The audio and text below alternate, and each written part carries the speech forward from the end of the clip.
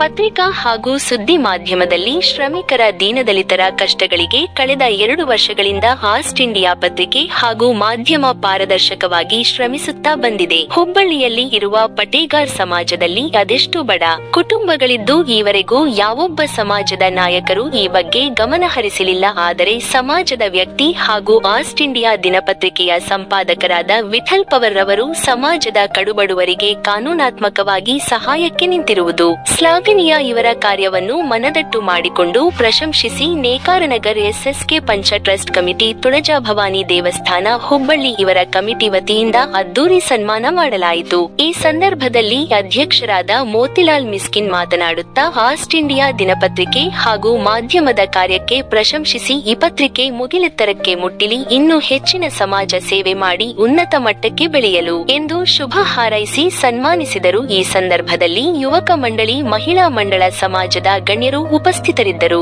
Bharat Katave, ask India ಸುದ್ದಿವಾಹಿನಿ ಹುಬ್ಬಳ್ಳಿ.